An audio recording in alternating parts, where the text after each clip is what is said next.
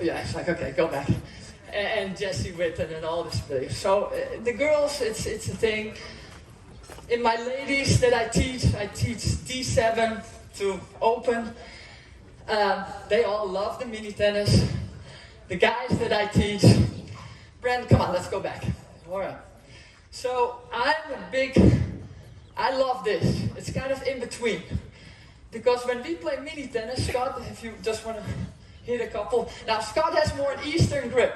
It works much better for the Eastern grip than mini tennis. I can stand here all day long in my Continental and control the ball perfectly, right?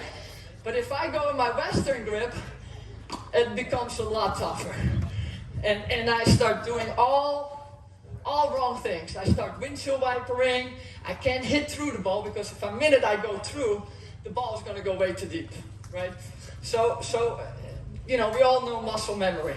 So when you warm up with this Western grip, a lot of the kids, they don't start turning. They're just open and they're just...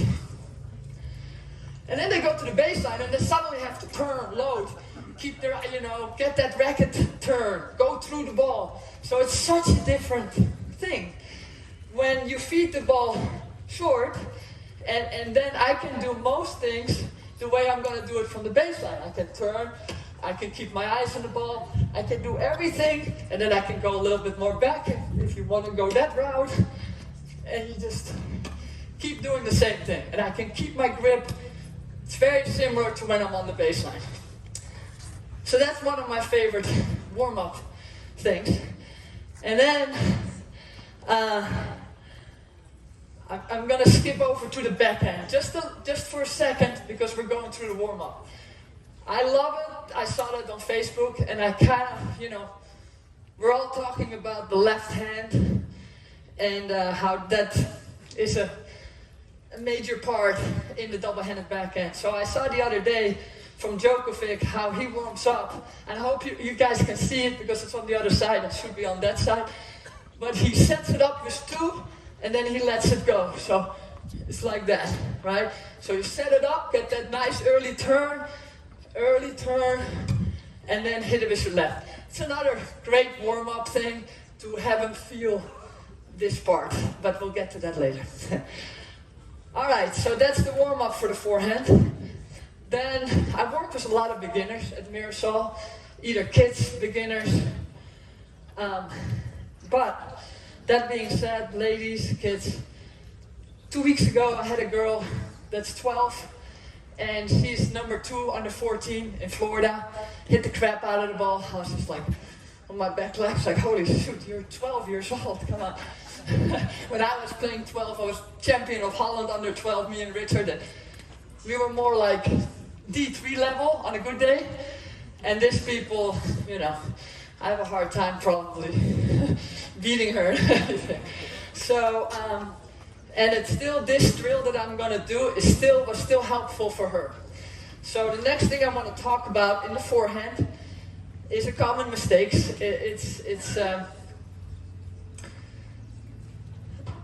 It's distance, but also loading. But I'm going to go to the distance part first. So a lot of my ladies and the kids that I get, they hit the ball too close, right?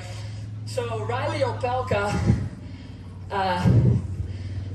some friends of mine, they invited him for dinner, and they're very well off, so he came for dinner, very nice people. And he was explaining actually explaining their son, who was hitting it all too close. He said that because he had such long arms, such a long wingspan, that he did this exercise. And it goes like this. You start easy, you have your student start already with the strings facing. If they have the grip that a lot of you coaching now, kids, you say pick up the racket, and that's kind of your grip. So it's kind of like a semi-western. So when you turn your shoulders, right, when you get ready, you're loading on that right leg, the strings are gonna point to you all, right? Now, when you see Federer, I just saw something on Instagram that Alcaraz, Djokovic, Sinner, they all look the same, and then you have Federer that suddenly looks more like this with his racket, and it's not so much like that. Why is that? Because he's a little bit more Eastern, right? He's not so Western, semi-Western. So when he takes his racket back, it looks a little bit more like this. So it's harder. But if you have the semi-Western, Western grip, it's gonna look more like you're familiar with Djokovic and Alcaraz. So again, so the idea is to stand, catch it, bounce, and hit. Hop, catch it, hit. Hop. Now, the other thing that this exercise does, because you've all seen this exercise, I'm sure, I'm here to maybe give you a couple pointers what I really feel it helps with. So, my forehand from when I was young, I was kind of ahead of my game with my grip, with my style. I would take it back with my left hand. Now, after a while, I think I started holding on too long with my left hand. So I would be too late. I grew up in Holland on the slowest red clay that you've ever seen. Okay, it always rains. So the clay is super heavy, super slow. If I put my foot up, it had like a hole, and I could kick the stones away. But I had so much time. And then when I started coming to the States on the hard courts, especially in my time playing, now I actually have more time because they made the court so slow. They put a bunch of sand in it and it made it really slow. That's why you don't see any more serve and volley out there and chip and charge. It's not so much the playing, it's the courts, the balls. I don't know if you notice when you play like a couple games with the balls get all fluffy. What makes it slow? Everything is in a slow, it's in somebody's favor that wants to sit there all day long and hit the crap out of the ball. And also for drop shots like Alcaraz does, because a slow, fluffy ball doesn't bounce too high. So this slice works now better also, you see it more. But anyway, serve and volley, chip and charge doesn't work so well. But let's go back to the taking back part. So I did this, and I would hold, and then I would eat it, right? That's what we say when the ball gets behind you. So what this exercise does too, it makes you let go. So they can prepare with the left hand, get that shoulder turn, because the preparation here is to get the shoulder turn, but then we'll say point. What does most ladies do? They get their racket back and they point out here, right? So now if they hit out here, they have to open up and they get all kind of weird stuff going on.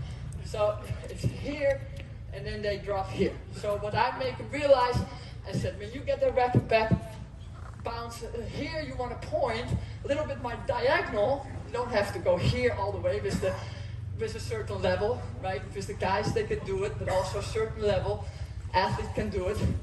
But it still helps them to turn and then let go, because they have to catch the ball. All right, so it helps for a lot of things. Now, for the little kids, I have the 7-year-old that I'm working with right now. And so in the beginning, he's stoned, right? He couldn't even catch it, of this little 5-year-old girls that I had. So for them, it's already amazing if they can just catch the ball. And they have to get their feet, and just to catch it, have their racket back, that's a major accomplishment for a little child or for somebody who's just picking up the sport. This is another thing that I see a lot. The ball comes and they hold the racket here, and then they turn, right? So that's why sometimes I cheat a little bit. It's okay, take your racket here. And now I realize that some of the ladies, you cannot even cheat it here. You gotta have them all the way back. So you just say, okay, take it all the way back, and then try to catch. So you gotta play around with a little bit with different levels. That was my hardest thing for the last 3 years. I've been teaching at this Mirasol, the tennis, and they gave me D6 the first year.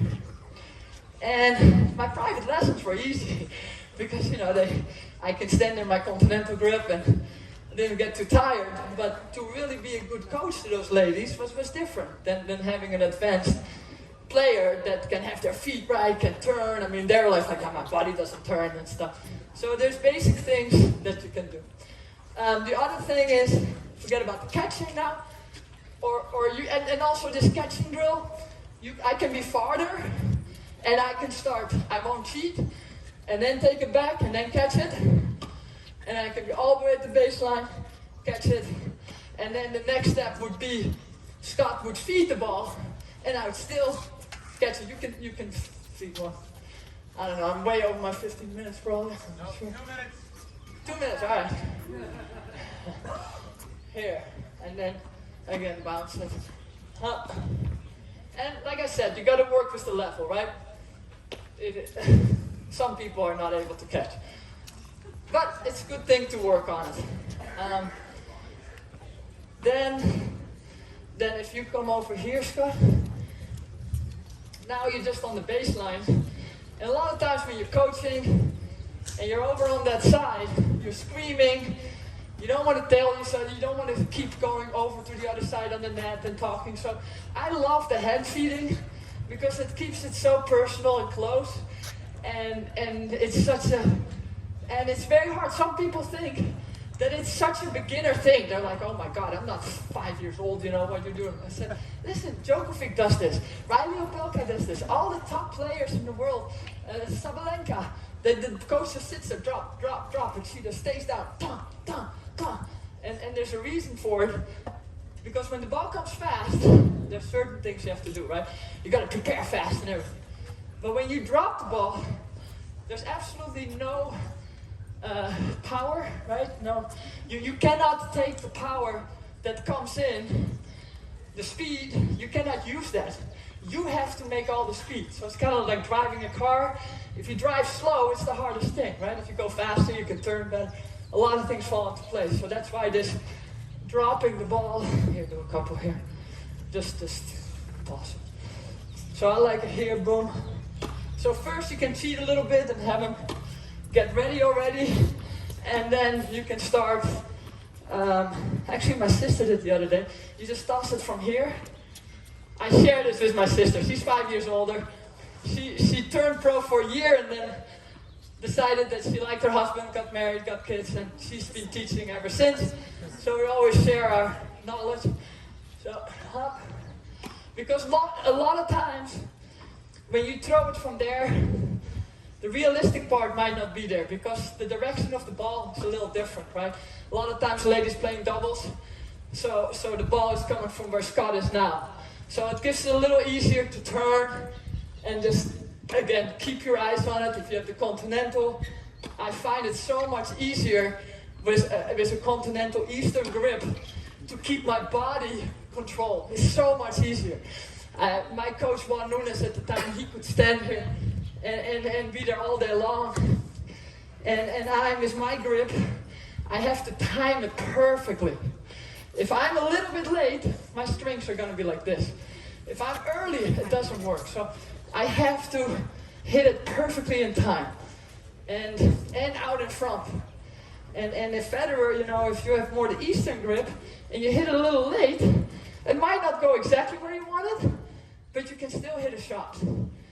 And so it's just really, the differences between the grips are a really big deal.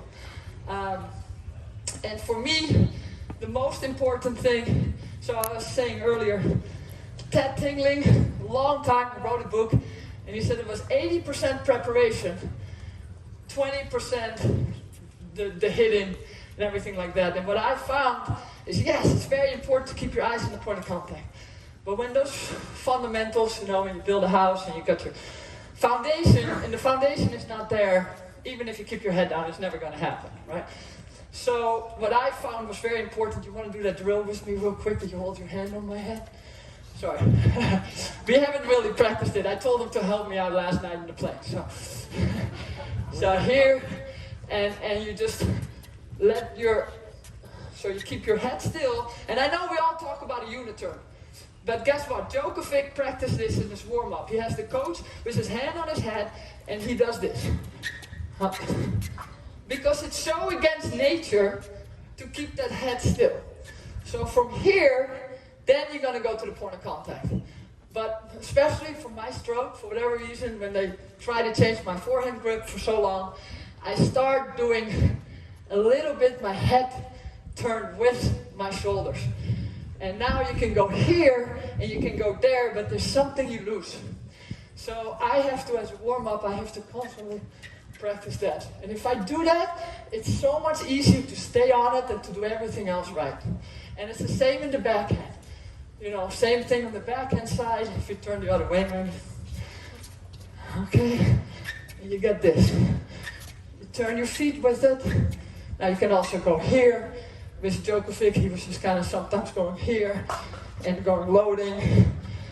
You know, it's whatever you prefer. So I thought that was a great drill over the years to kind of get that feeling. Yeah, so then the loading, and that's where I have the heavy ball. Again, some of you work with inspiring superstars, other ones work with older ladies. Now, you can take a tiny little ball that have a little weight to it, just so they feel the weight. You can do the same things, all right? I switch it up with whatever student I had. But with the 12-year-old girl, she was doing a little bit too much turning. So it wasn't open, but it was too much turning. So I think this is a great thing. You see Djokovic do it, you see Sinner do it, you see Sabalenka do it. All of them, they get back. This is 14 pounds. Anyway, I didn't bring this, okay? I just throw it to you. I don't think it bounces. Let me see. Does it bounce? No, it doesn't really bounce. So, Scott has to wake up real quick. So, you take it back, and the main thing is that you get to load, but you don't want to lean back. Some people, when you say load on the back leg, they start leaning back. So, it's that feel of that you're on the back leg, but you're above your body. So, you're here, there's one line that you can draw straight down, never like this, never like that.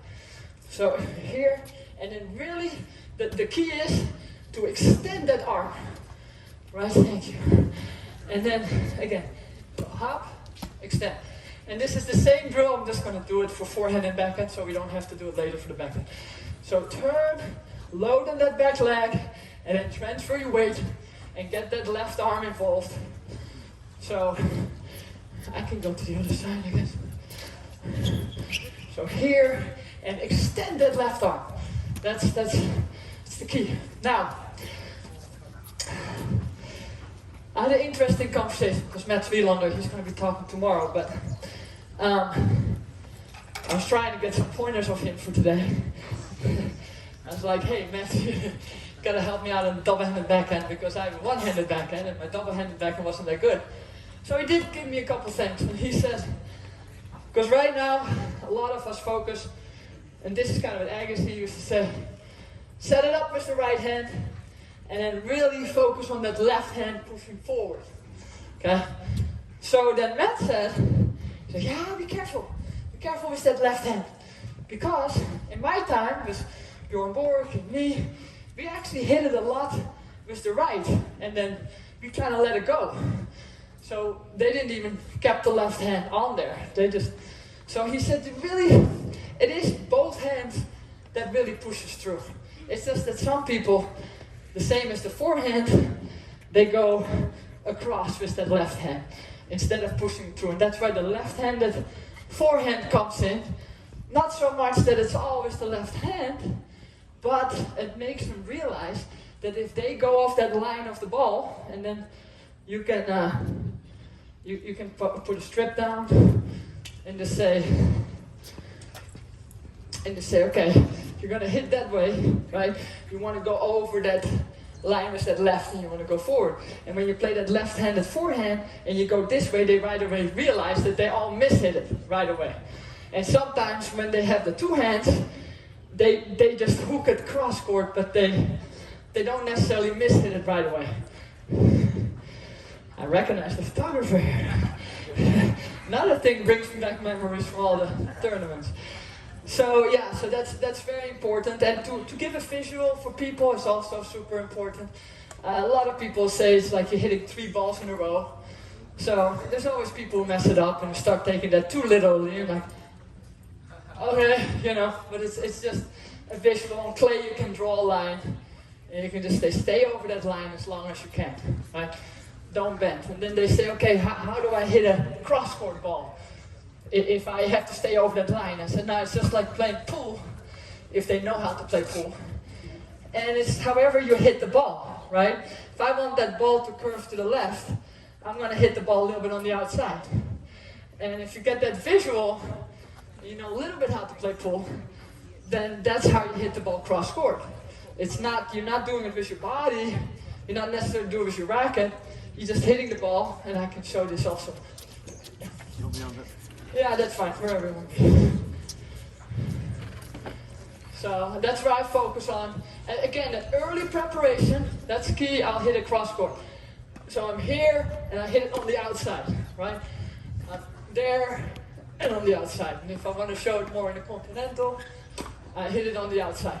Now, if I really want to hit a short angle, sure, you got to do a little bit with the racket head.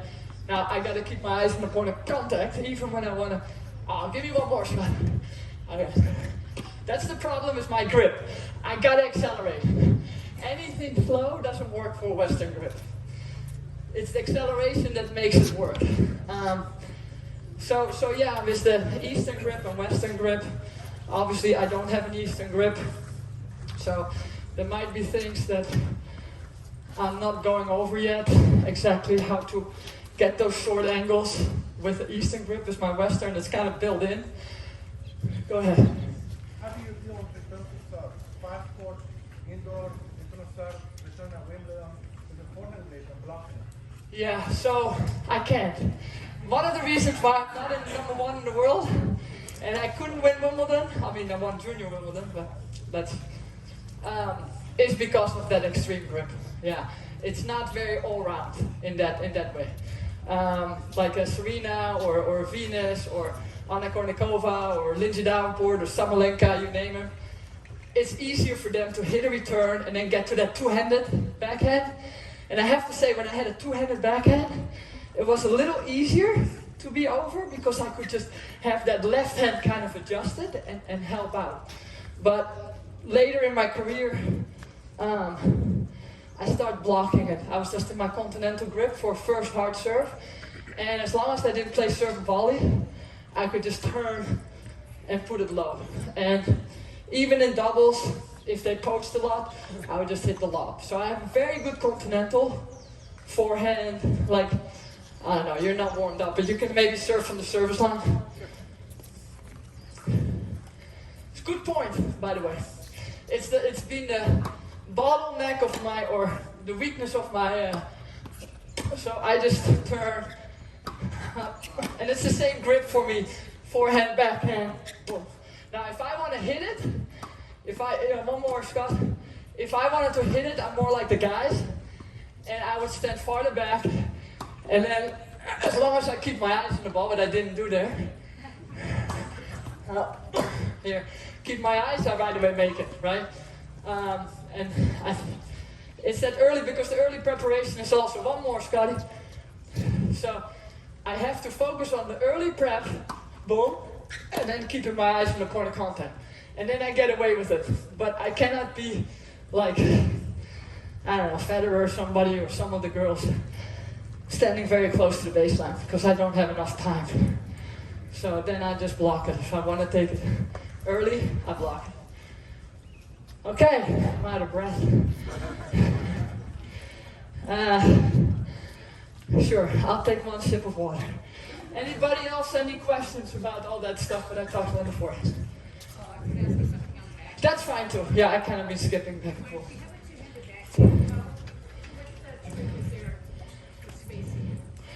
Yeah, very good point again. There is no trick. That's why I quit. That's why I quit it one-handed. I said enough of this stuff. But, yeah.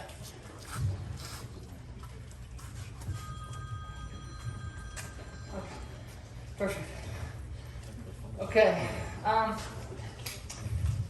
So what I say normally to the ladies, and this is one friend of mine when we grew up, she had an amazing two-handed backhand, and her dad coached her.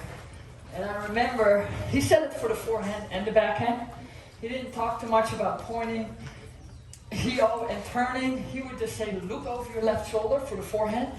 Just look over that left shoulder. Look over the left shoulder. And then for the backhand, he said, look over the right shoulder. So, with the spacing, again, a lot of the ladies, Scott, we'll go to the double-handed backhand. No. Oh, I should go on that side. I'm sorry. But I'll answer your question, okay? It's a great question.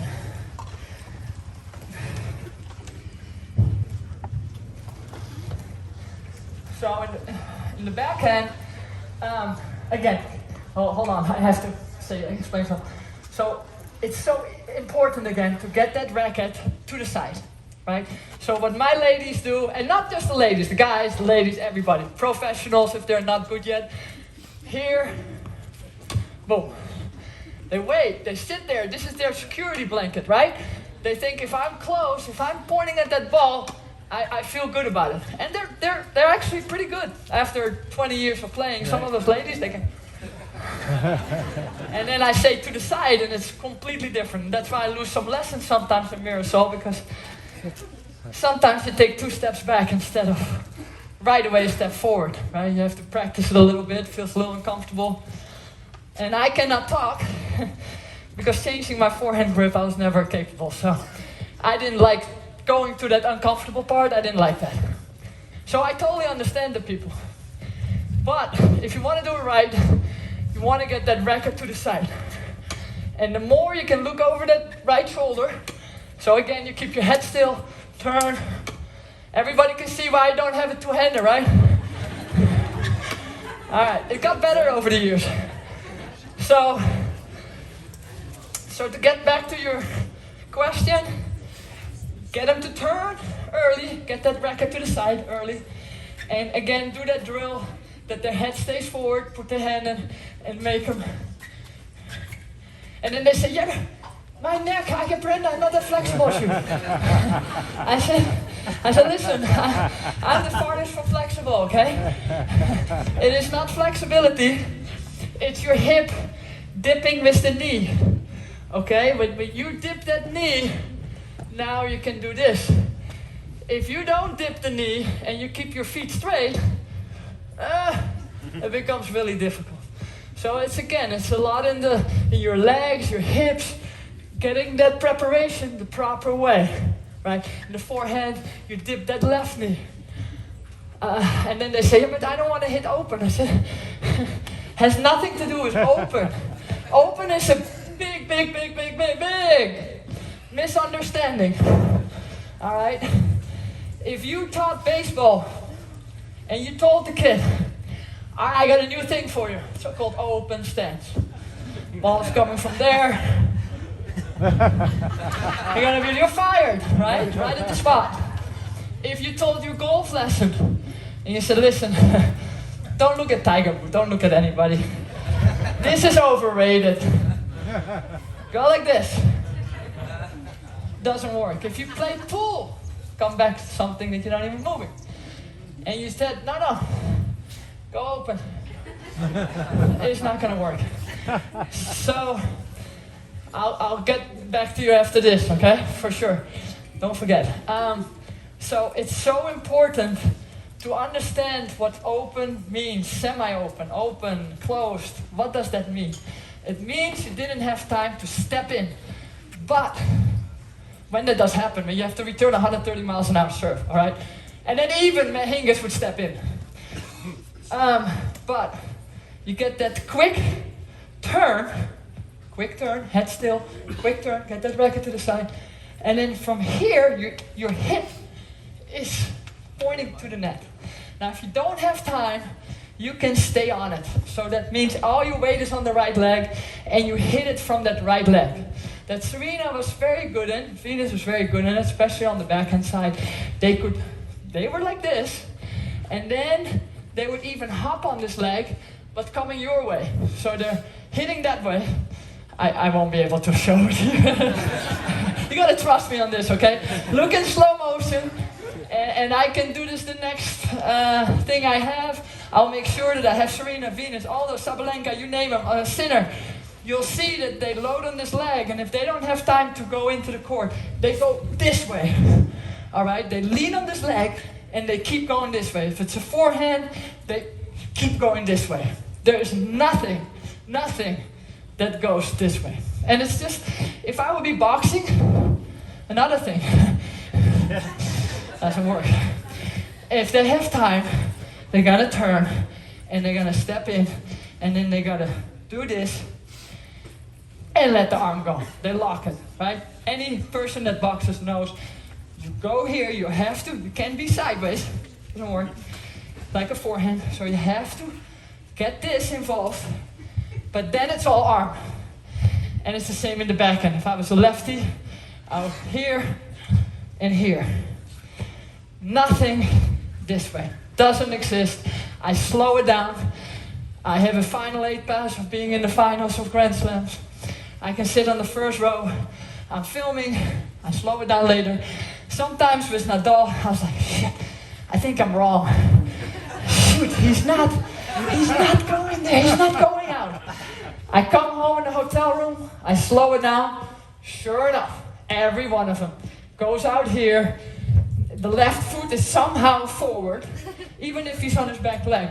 It's still here, you know, and he's still turned and does this. None of it is really honestly open. So, very, very important thing. I was doing a little drill with, like I said, this is maybe more for the advanced player. And it's about loading. And they actually had, in this particular video, they had like a little thing that you have in the yoga gym or something, you can step up, right? So they had the girl stepping up, and then kind of, let me see, they had her load, and then they jump with the left into the court. So that's how the professionals do when they want to really get a lot of speed. They load and they jump, and then they land on the left. But you see how quick this goes? Here, so they right, left, and then they put it because they have to recover. If you didn't have to recover, they would probably all be in the air and just fall afterwards. But they have to recover in tennis, fast. So that's why it's so hard to see. There was a gentleman in the back there. Yeah. In regard to your comment over there about the woman who has been hitting the ball incorrectly for many years, and you're trying to, where do you draw this line of range of acceptability? The player, the 4-0, the 3-5 player's been doing it forever, loves the game, playing USTA, doing this fine, they're never going to be really much better. When you just say, okay, I'm telling you how it's done, you're not here at me, it's okay. Okay. I haven't found that line yet.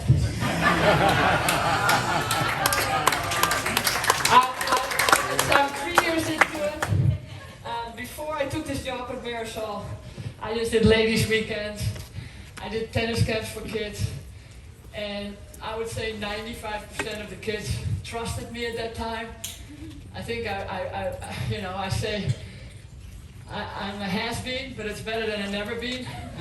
But at that point when I did the camp was like 25 years ago, and they didn't say it like what you're saying is old school, or it doesn't happen anymore, things have changed. So that's why I have to film so much. But when I teach in Marisol, it's the hardest line. The hardest line. Because you get the people and they say, Brenda, how do I get more pace in my serve? And I'm going to go over this later, but when they throw a ball like this, and they're like, I really want to get more pace, and I need your height. And I said, I think, my height has nothing to do with it, sorry. And they're like, some of them don't make the net. All right, and then I say, that's a problem. But you try to dummy it down, you know. Oh, there was a book, 100, whatever, dumb. For dummies, right? I mean, it worked. People bought it. Don't take it too personal, right? I'm the first one when I try to learn a guitar. I have no rhythm, 0 rhythm. You can tell me, like Scott said yesterday, I'm a big girl. I can handle criticism. But I had to come to the realization that if they didn't want to change the grip on the backhand, on the forehand, on the volleys, I gotta find a way to still have them playing fun, still improving, but maybe not with their grip, you know. So if it was a backhand, I say, okay, look over that shoulder. Made a big difference.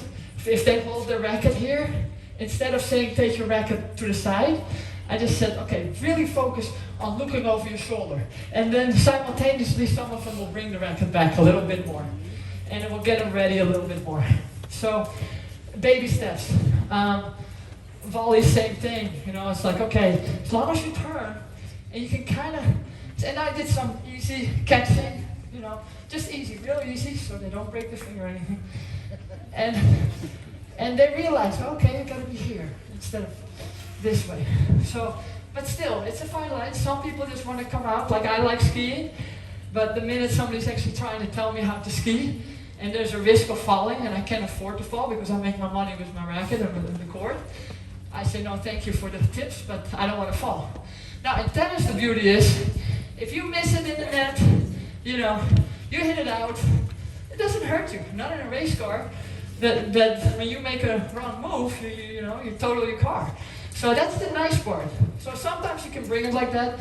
Listen, if you hit the ball 5 balls in the net and it doesn't work, you gave it your best shot, but you're not hurt, you know, nothing really bad happened. So that's the nice part from tennis. If you make those, like for me, if I go 50 miles an hour down the mountain and they say, hey, you got to lean a little bit more on that big toe of yours, you're a little bit, I'm like, and I'm down and out. So I was like, yeah, forget about it. I'll do my way, I'll do it purely on power, and it works, right? So yeah, I hope that kind of answered your question. Yeah.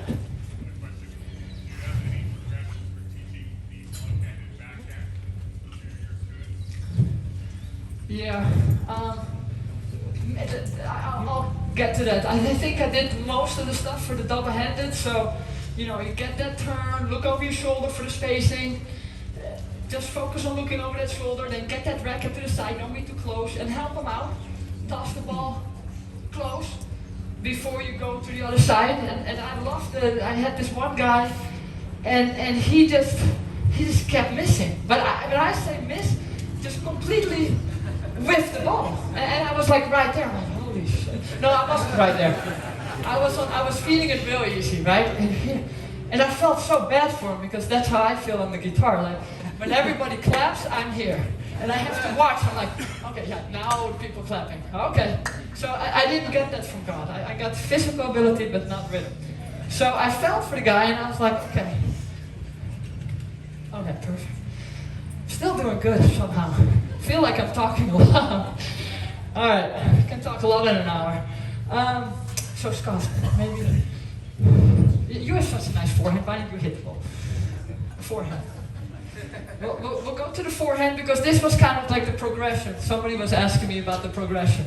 So it doesn't matter if it's the backhand, forehand. This is a great way to progress. So whatever technical thing, I mean, we can do the backhand, so we go to the backhand. Here, Scott, we'll go to this side. Because it's the same thing in the forehand, keep that in mind. It's the same idea to give him confidence.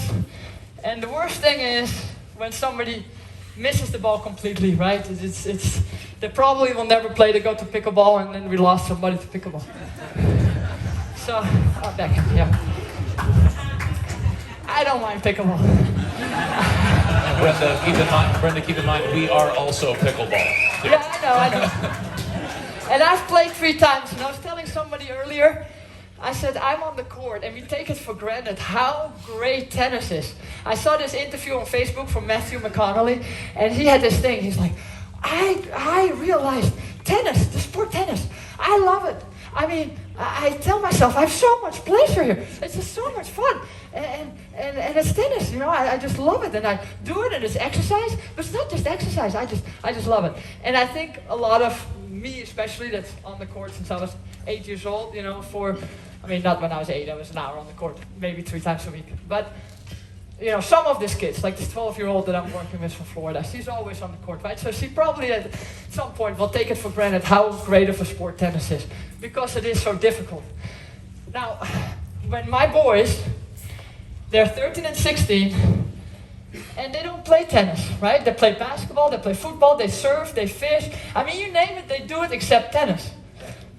But when they're pickleball courts now at Mirasol, and they have to wait for me for a little bit, they play pickleball together and having so much fun. Why? Because they're right away having rallies, they can start counting, they can play a game. In tennis, if Brendan will hit a ball, he's 6'9", and he's again super powerful, he hits it, boom, in the corner.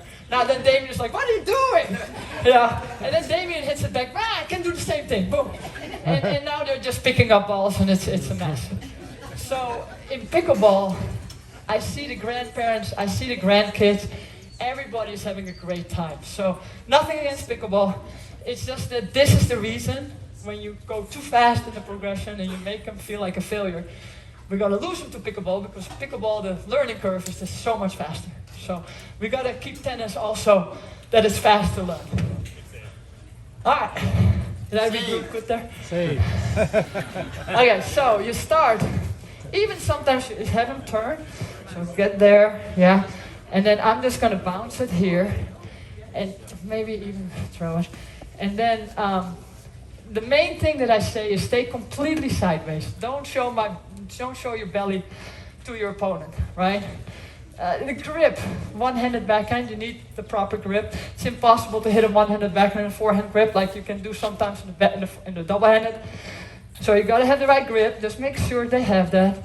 They can already kind of stay sideways a little bit more. Yeah, just for this drill. You take the racket back, so they cheat a little bit, right? And then I bounce it, and I'm just gonna say stay sideways. Now, Scott has a very beautiful one-handed backhand because we played each other yesterday in the Pro-Am, and he passed me a couple times nicely. But that's very important. So stay there, same thing, get that nice turn already, and just stay sideways, right? So tell them left arm back, really go over those fundamentals, foundation, real simple. Don't think, oh gosh, I've done that now 10 times, now it's boring, I cannot do it anymore. Now let them really feel it. Do it a hopper full.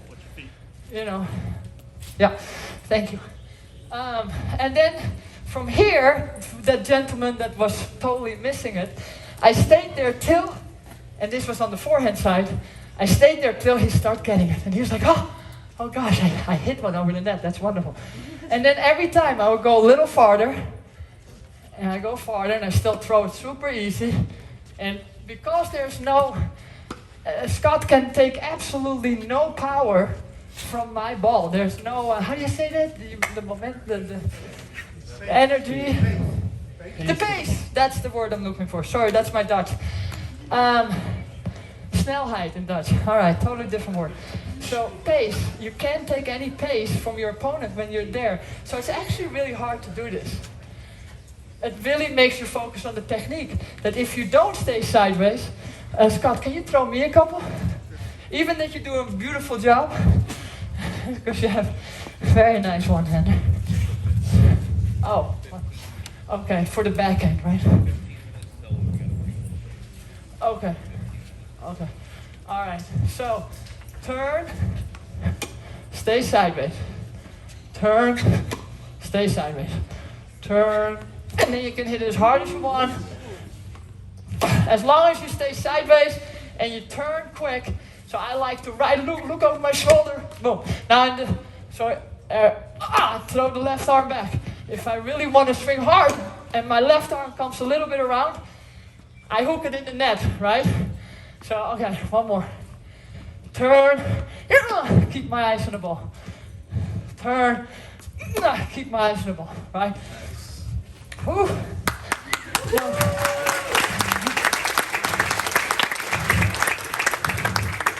I have a big jet lag.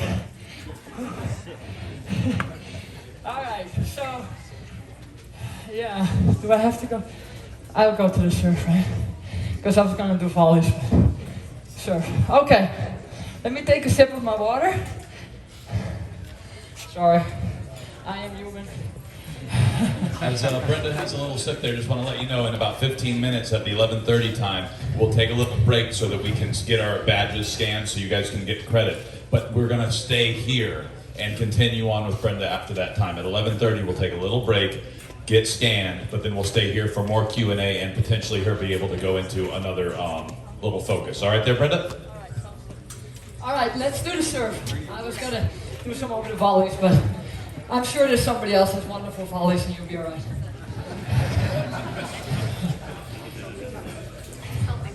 Yeah, maybe getting the ball back, maybe something. My son is going to be upset if I'm on this side. I'm going to go to the other side real quick. I bought the football for my son. He plays football. But I want to show off a little bit, so I don't want to lose the football. Okay. I have 15 minutes for this. 10? So, gosh, I'm sweating. So again, a lot of people will say, okay, how do you get 130 miles an hour serve?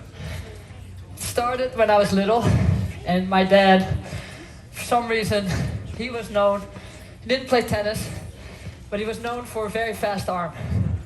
And in the army, he could throw a hand grenade, and he didn't have to duck. And I know from my boys' fishing stories that if the fish is this big, or this big, it's actually this big, right? So I don't know if he actually didn't have to duck, but I know from other people that he had a very fast arm. And he always wanted to show that off to me since I was a little girl. My sister wanted nothing to do with it. She's 5 years older. Didn't have a good serve.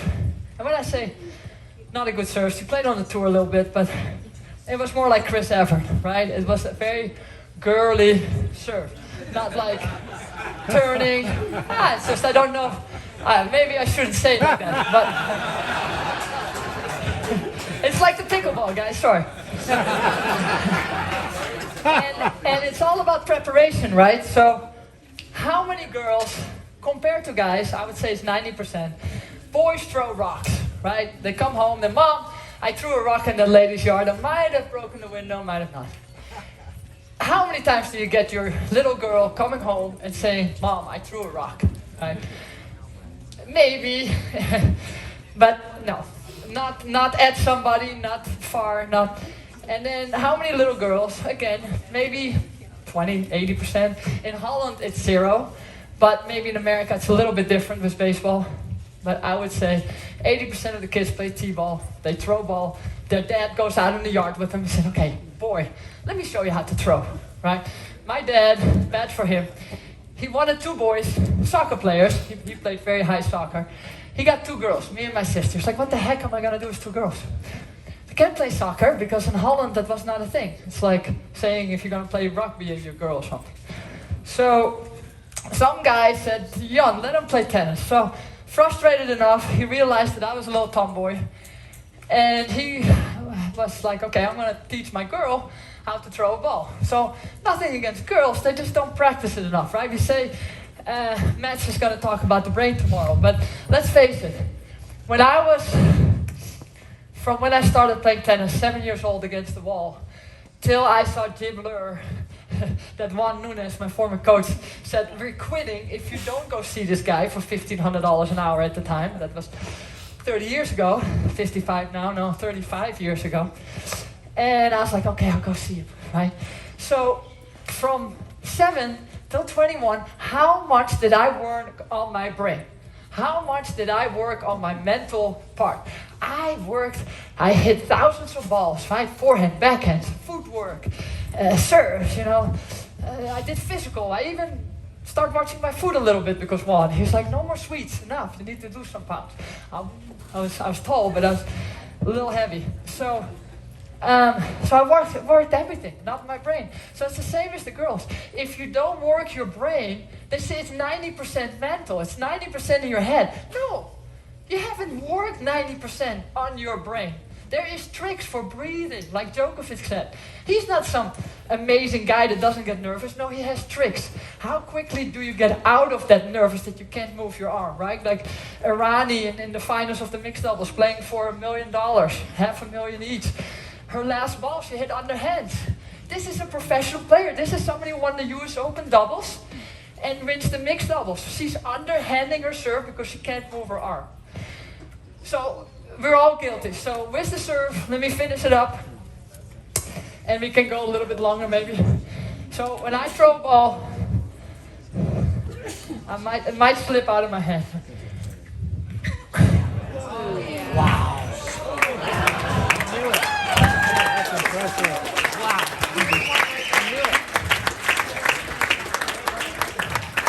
You can still do it. Yeah.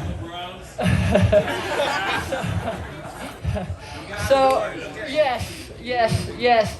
I had to work on a lot of stuff in my technique. I had to get my toss right, and I'll go over that real quick, over the common mistakes that I made. I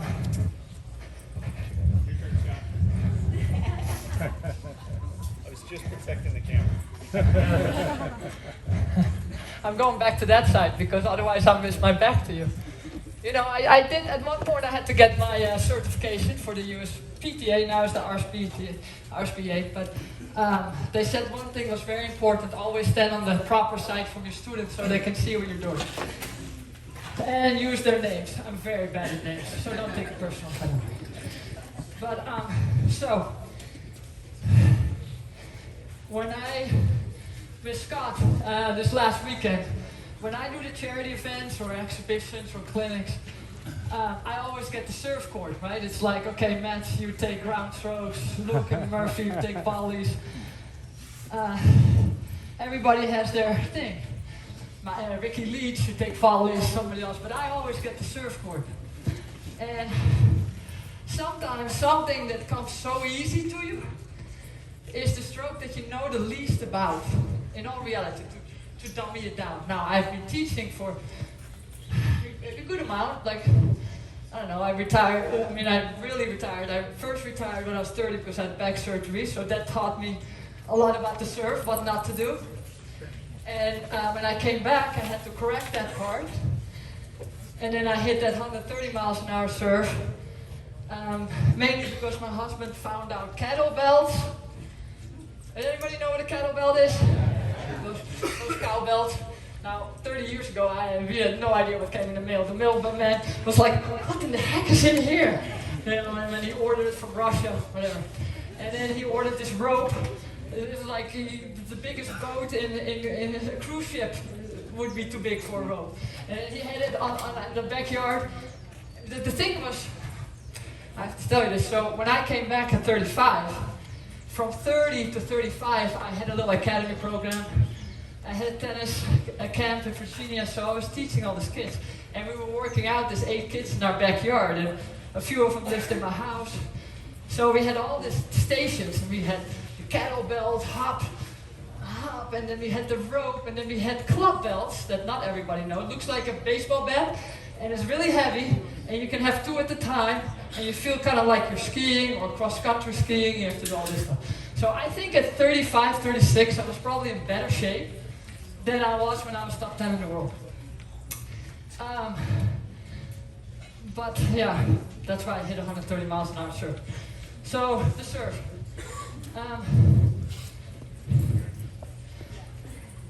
The key thing, so what I proved is I have a fast arm. So I can stand here and, right, it doesn't, I haven't used any legs, it's all fast. So I got away with murder when I was younger, and again, Juan Nunes helped me out with that, because I got to 30 in the world as doing it wrong. And then to get from 30 to top 10, I had to change some things. So my toss was a little bit like Coco Vandeweghe. I was here, and I was like this. Jan Siemen didn't get the time, that was top 20 in Holland, top 20 in the world, but Dutch, he did the same thing. He kind of, it was this way. So, yes, the toss is very important. So, when I was 30 in the world, every day before we start surfing, for a couple of minutes, that's really a long time, I had to toss the ball. Just let it drop, just toss it, right? Then we realized that because I wanted to hit it so hard and I stuck my hip in there, that this motion threw the toss off. So I could stand here for 3 minutes and be perfectly fine with my toss. But then I did the whole motion and I stick my hip in and then boom, it went the wrong way. So I had to practice my toss like I was gonna hit it as hard as I could. Right? So I really wanted to learn when to release the ball. Again, Riley Opelka told me that same day when he taught me about that. I always learn to let it go off my fingers. I guess his fingers were so freaking long, 6'11" or whatever, and he said, I just had no feeling in that. So they were talking also in some clinics that I did about the ice cream cone. I never got the ice cream cone. I was like, what are they talking about, ice cream cone? I don't feel like this is an ice cream cone. But supposedly there's another way of tossing, and you hold it more like this. And the chances of flipping it is less. Now for me it feels very awkward, but it's another way. If this doesn't work for your student, you know, letting it drop, you can do this way. Some people, I think I drop it a little bit my left arm. Some people like to go all the way down. But I find in the serve it's so personal, and that's another thing that I'm going to go into. The 3 different serves out there, and there might be 10 different serves. Okay, don't take my word for it, but the 3 that are kind of obvious, right? I've been brought up to really like drop my arm, you know, get that hooray, hit your back, boom. And it came pretty natural from the throwing, right? That's why throwing is so important. It's like throwing your racket away. Now, I learned to step up, put my feet next to each other. And it's funny because whenever I show a serve, I'm stepping behind. But then when I see videos of myself, and I slow it down, I actually see that sometimes I step a little bit next to it. Steffi Graf did the same thing, so if your student does it and they serve okay, maybe don't worry about it too much. If they don't serve okay, I would try to go behind. So one serve is like this. You know, you're here. Oh, wait, sorry. Always look over my left shoulder. I'm always like this. Some people are like this, and then they gotta turn and they mess up the toss. This doesn't work. So I like to keep it simple, just like Richard, try check. Here, up. Alright. Now sometimes I'll miss it in the net because I forget to push up from this left leg. Gotta really push up from that left leg. And then the right leg will follow. Now then you have Federer, who does a whole different thing. And I think it's great if somebody's super athletic and can bend. So obviously, with this you can bend. I have to practice a little bit. Right, so they don't step, they just get that knee bent, and then they come up. Then the other one is a funny story, it's Andy Roddick and Malfield, and maybe some others. But he got pissed one day, and he was like, I don't freaking get all this stuff, okay? And he stood up, and he's just like, and the guy said, never change it. So that's how that happened. And I'm sure there's other people that just said the heck with this whole thing.